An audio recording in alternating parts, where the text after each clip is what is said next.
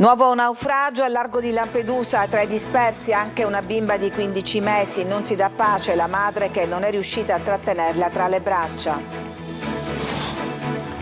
Contratti a migranti in cambio di denaro, ma la promessa della regolarizzazione non veniva mantenuta. Ad Alcamo 4 indagati per favoreggiamento. Entrano in servizio 532 volontari per le attività di antincendio boschivo. La Sicilia si prepara ad una nuova stagione di siccità, 150 comuni con l'acqua razionata. La Sicilia fa il pieno di turisti in vista delle vacanze di Pasqua. Catania tra le mete predilette dai visitatori. Con il FAI andremo alla scoperta del giardino della Colimbetra ad Agrigento. Sarà sepolto nel Pantheon siciliano Tomasi di Lampedusa, autore del Gattopardo. I suoi resti riposano tra gli uomini illustri dell'isola. Risate assicurate al Teatro Musco di Catania con la coppia Toti e Totino che porta in scena I Due Falsari, commedia ispirata al film La banda degli onesti. Calcio, in una settimana complicata per gli incidenti di Padova, il Catania domani gioca a Torre del Greco. Bisogna evitare la sconfitta per non rischiare di essere risucchiati nella zona calda della classifica.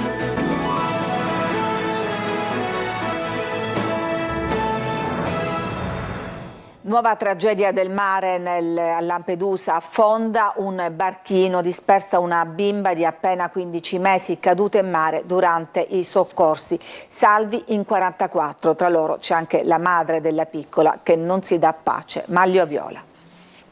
Sbarchi in serie a partire dalla mezzanotte a Lampedusa, migliorano le condizioni del mare e riprendono gli arrivi, accompagnati come sempre dalle tragedie. Una bambina di appena 15 mesi risulta dispersa in mare dopo uno di questi salvataggi. L'imbarcazione sulla quale si trovava si è ribaltata durante le operazioni di soccorso da parte della nave delle ONG Mare Go. La tragedia si è consumata in acque maltesi. Erano complessivamente in 45 sul barcone di ferro da 7 metri, fra cui 11 donne e 3 minori. Erano salpati da Sfax in Tunisia. Dopo la tragedia i 44 superstiti sono stati trasferiti su una unità della Guardia Costiera italiana. Sono 2 le rotte verso Lampedusa e si distinguono per la tipologia delle imbarcazioni precarie utilizzate. I gruppi che partono dalla Tunisia sono composti da un minimo di 38 a un massimo di 52 persone, originarie di Gambia, Costa d'Avorio, Guinea, Mali, Nigeria e Senegal, e viaggiano su barche in ferro da 7 metri. I gruppi che partono dalla Libia sono invece risultati composti da 15 fino a 119 persone, di origini bengalesi, egiziane, marocchine, pakistani e siriani. Vengono imbarcati su natanti in vetro resina o in legno anche di 12 metri. Arrivano a ritmo continuo, in poche ore sono già oltre 650. Intanto la Presidente del Consiglio Giorgia Meloni si dice soddisfatta dei risultati del Consiglio europeo che ha trattato proprio il tema delle migrazioni. Il Consiglio, ha detto, saluta positivamente l'iniziativa in Egitto. Viene inserito finalmente il riferimento all'alleanza globale contro i trafficanti. Promettevano un contratto di lavoro e quindi un permesso di soggiorno in cambio di denaro, ma le promesse non venivano mantenute. Ad Alcamo indagate per favoreggiamento dell'immigrazione clandestina 4 persone. Sentiamo Laura Spanò. Soldi in cambio di un finto lavoro per ottenere il permesso di soggiorno. 4 misure cautelari di divieto di dimora sono state eseguite dai carabinieri di Alcamo nei confronti di altrettanti indagati. L'inchiesta, coordinata dalla Procura di Trapani, è iniziata nel settembre di 3 anni fa dopo la denuncia di uno straniero che ai militari dell'Arma ha raccontato di avere pagato per regolarizzare la sua posizione lavorativa e ottenere il permesso di soggiorno. Le indagini dei carabinieri hanno accertato che gli indagati si sarebbero approfittati di 14 stranieri favorendo la loro permanenza nel territorio italiano, instaurando una pratica di emersione dal lavoro irregolare fondata su fittizi contratti di assunzione degli stranieri all'insaputa dei loro datori di lavoro. Da ognuno di loro si sarebbero fatti consegnare somme in denaro fino a 4.000 euro. I 4 sono indagati per favoreggiamento dell'immigrazione clandestina, falsità ideologica commessa per induzione al pubblico ufficiale in atti pubblici, estorsione e falsità materiale commessa dal privato. A 2 di loro è stato notificato il divieto di esercitare l'attività di impiegato presso patronati ed enti che si occupano di consulenza del lavoro e della materia dell'immigrazione per 1 anno. Premiati oggi ad Enna i nuovi volontari del sistema antincendio regionale, mentre la Sicilia si appresta a vivere un'altra estate in emergenza siccità, acqua già razionata in 150 comuni. Francesco Triolo. Forza in più nella lotta agli incendi per la prossima estate. Sono 532 i volontari che hanno completato i corsi di specializzazione nelle attività di antincendio boschivo e che questa mattina all'Università Core di Enna hanno ricevuto gli attestati di fine corso dal Presidente della Regione siciliana, Renato Schifani. Presenti il Rettore dell'Università Core, Cataldo Salerno, e il Sindaco di Enna, Maurizio Di Pietro, sono intervenuti l'assessore regionale al territorio ed ambiente, Elena Pagana, e il dirigente generale della Protezione Civile regionale, Salvatore Cocina. L'emergenza incendi si lega al rischio siccità che vive l'isola, un allarme lanciato nelle scorse settimane, tanto che il Presidente della Regione Schifani ha dichiarato stato di emergenza, approvando un piano di razionamento dell'acqua che coinvolge quasi 1 milione di persone, un quinto della popolazione. Acqua razionata in 150 comuni, compreso Catania, oltre che nelle province di Agrigento, Caltanissetta, Enna, Messina, Trapani e Palermo. Sono previste riduzioni della portata d'acqua fra il 10 e il 45%, con punte maggiori in 15 centri del Nissene e dell'Agrigentino. Alla base dell'emergenza c'è la carenza di piogge, che ha reso difficile la ricarica degli invasi naturali ed artificiali. Le piogge più abbondanti, cadute tra febbraio e marzo, non sono state sufficienti ad equilibrare le richieste del territorio. Il commissario straordinario per l'emergenza idrica in agricoltura, Dario Cartabellotta, ha avviato le procedure per consentire nell'Agrigentino il trasferimento di risorse idriche dalla diga Gammauta alla diga Castello per far fronte alla penuria di acqua negli invasi. La Sicilia fa il pieno di turisti in vista delle vacanze di Pasqua. Catania è tra le mete predilette da parte dei visitatori, ma anche Palermo e Taormina sono sempre molto gettonate. Marco Gullà.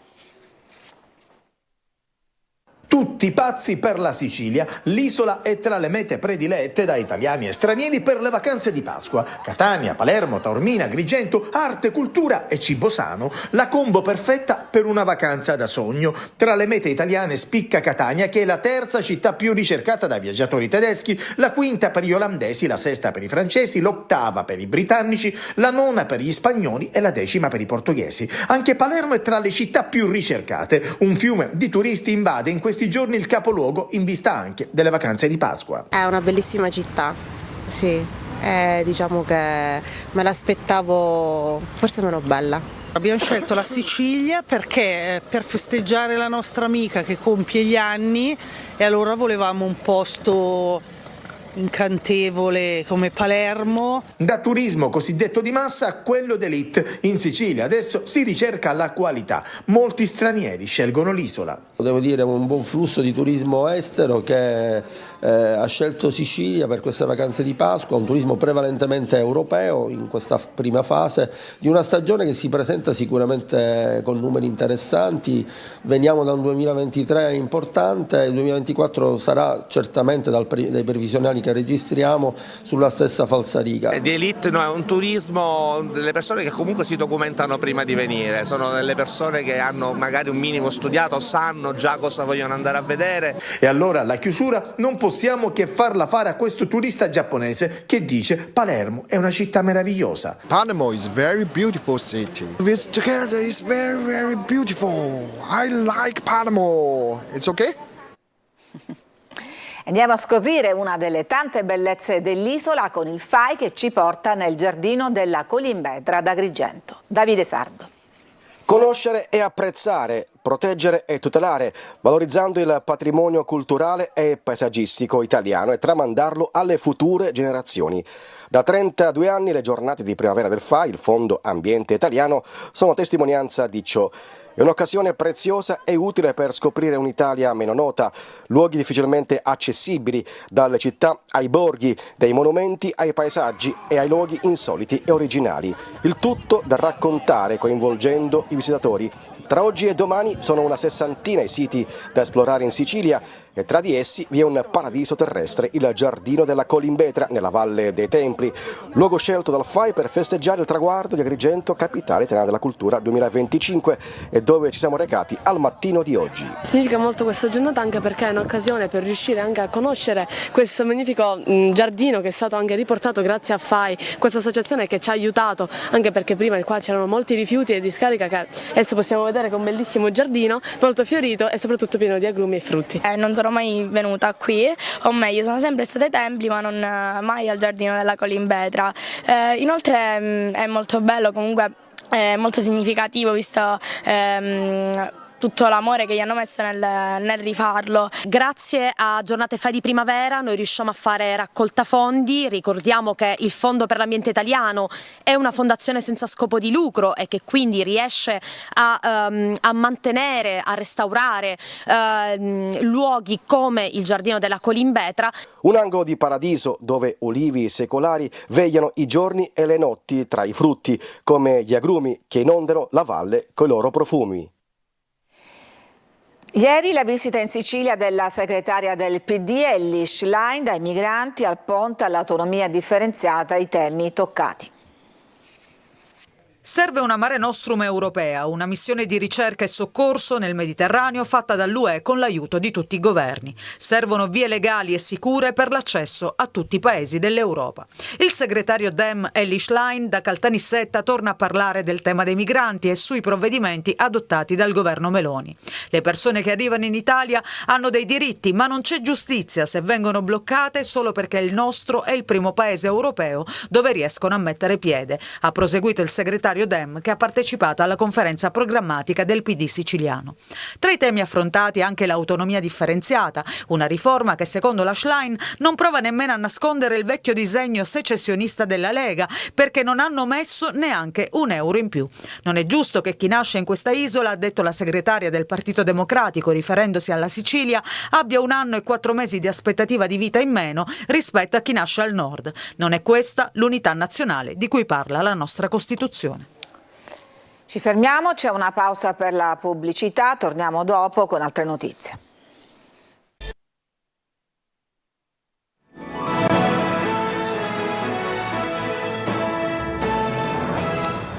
Ed eccoci di nuovo in studio. A Palermo svelata nella chiesa di San Domenico la tomba di Tomasi di Lampedusa, il padre del Gattopardo, entra nel Pantheon dei siciliani illustri, accanto a Verga, Pirandello, Sciascia e Falcone. Sentiamo Simona Mazzone. Con lo svelamento della tomba di Tomasi di Lampedusa, le cui spoglie sono state trasferite dal cimitero dei Cappuccini alla chiesa di San Domenico, si arricchisce di storia e si inebria di cultura il Pantheon degli illustri di Sicilia. È stato padre Sergio Catalano, rettore della chiesa di San Domenico, a presentare istanza per chiedere di accogliere le spoglie dello scrittore, recepita dalla regione. Portare qui Giuseppe Tomasi di Lampedusa e ricordare che non possiamo non essere dalla parte della formazione, dell'educazione e anche perché no, delle cose belle scritte al servizio di tutti. Pareri positivi anche da Soprintendenza, Curia Arcivescovile e dal Comune di Palermo, con un'ordinanza firmata dal sindaco Lagalla. Una giornata importante per Palermo perché recupera non solo la dimensione di una memoria storica, offre un riconoscimento al valore anche didascalico e sociale della letteratura. Giuseppe Tomasi di Lampedusa è considerato uno dei massimi scrittori siciliani che, come Verga, Pirandello e Sciascia, fa parte della cultura nazionale e mondiale per il suo talento indiscusso che ha raggiunto l'apice nel suo capolavoro Il Gattopardo. L'inserimento di Giuseppe Tomasi negli illustri di Sicilia, nel Pantheon degli illustri di Sicilia, è una cosa doverosa e bellissima. La sepoltura di Tomasi di Lampedusa si aggiunge alle altre di letterati, politici, artisti che si trovano nel Pantheon, da Giovanni Meli, primo siciliano illustre a riposare a San Domenico, fino a Giovanni Falcone. Dal 2021 riposano lì anche le spoglie di Sebastiano Tusa, l'archeologo morto in un incidente aereo avvenuto in Etiopia. In scena al Teatro Musco di Catania i 2 falsari con Toti e Totino che tornano con una commedia divertente tratta liberamente dal film La banda degli onesti. Torna in scena dopo il successo la scorsa stagione della Cena dei Cretini, la coppia Toti e Totino in questi giorni al Teatro Musco di Catania con I 2 falsari, nuova divertentissima commedia diretta da Giampaolo Romania. Non deludono le aspettative del pubblico, risate assicurate in un'opera teatrale ispirata al celebre film La banda degli onesti. In una commedia dove ci siamo noi e il testo è un classico della comicità italiana, ci si può aspettare di tutto. Ma sono falsari onesti o no?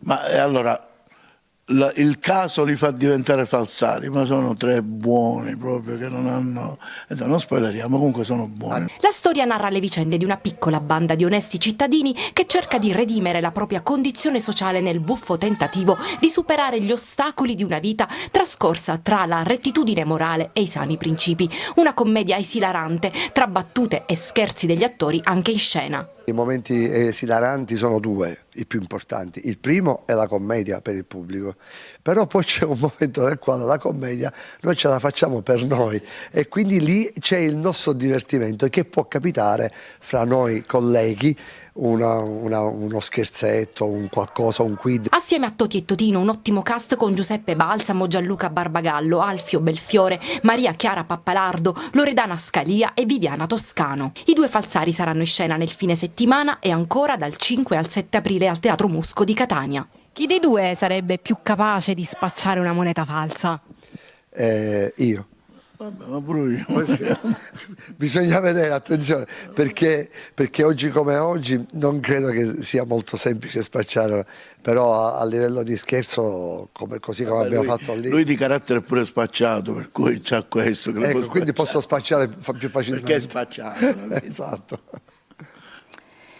E come ogni sabato, dopo il TG, andrà in onda Il Punto, la nostra trasmissione di attualità di politica condotta da Luca Ciliberti, che ci ha raggiunto. Le vacanze sono ormai prossime, il tema del caro voli è sempre più scottante. È sempre d'attualità poi, perché insomma non finisce mai, quindi oggi parleremo di caro voli, parleremo di tariffe aeree, ma soprattutto cercheremo di analizzare questo fenomeno dell'economia dei cieli, perché di questo si tratta, per capire poi alla fine il prezzo del biglietto. Allora lo faremo con l'assessore regionale ai trasporti Alessandra Ricò, che ci spiegherà tutte le misure messe in campo dalla regione per contenere questo aumento spropositato dei biglietti, soprattutto a Natale e in questo caso a Pasqua.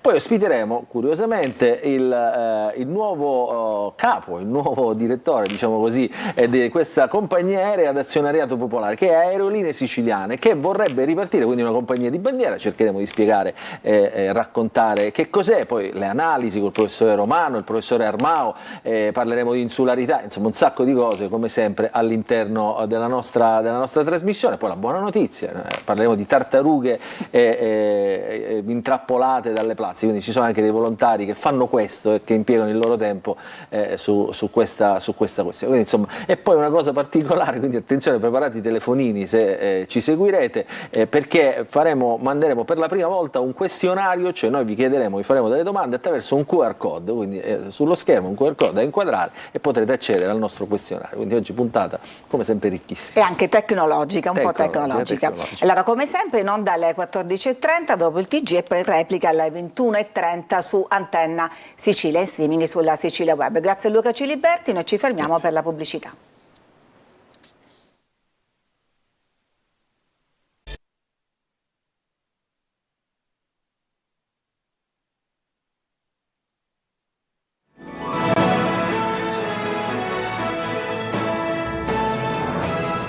Siamo al calcio nella settimana più difficile dopo la guerriglia di Padova, in una stagione già complicata. Il Catania domani gioca a Torre del Greco. Bisogna evitare la sconfitta per non essere risucchiati nella zona calda della classifica. Marco Carli.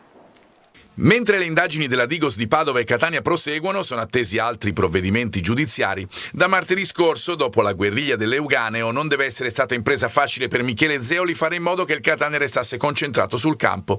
Oltre ad analizzare le difficoltà del primo tempo con il Padova, ha dovuto isolare il gruppo da tutto ciò che succedeva intorno. L'ha fatto anche la società, attraverso la nota diramata e non solo, condannando la violenza anche di fronte ad una finale a porte chiuse, ad un'altra partita di campionato, quella col Giuliano, probabilmente senza tifosi, attesa la decisione del prefetto in tal senso, ad una trasferta come quella di Torre del Greco, l'ennesima senza supporter.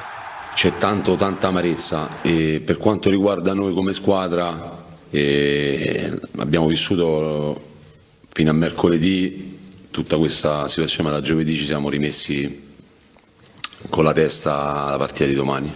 Meglio pensare al campo, anche perché quello della Turris è uno scoglio importante. Se superato potrà consentire al Catania di guardare verso la seconda fase del torneo con spirito diverso. Zeoli non dovrebbe cambiare molto rispetto alla gara di Padova. Welbeck in avvio, forse anche Di Carmine. Mancheranno Sturaro, problema muscolare per lui, e ancora Teio. Affaticamento per Monaco. I problemi maggiori comunque sono a centrocampo. Questa squadra non ha un play. Dici, c'è qualcuno che lo può fare? Io direi di sì. Lo provi? No, perché non lo posso provare adesso, perché può darsi che neanche giocherei questo modulo. Se uno in questo momento io devo pensare solo e soltanto a fare punti. Turris Catania sarà seguita in diretta da Telecolor, 3 ore live, con collegamenti dallo stadio, commenti da studio e le interviste finali. Ed è tutto per questa edizione, restate con noi perché subito dopo c'è la trasmissione Il Punto condotta da Luca Ciliberti. Grazie per averci seguito e a tutti un buon sabato.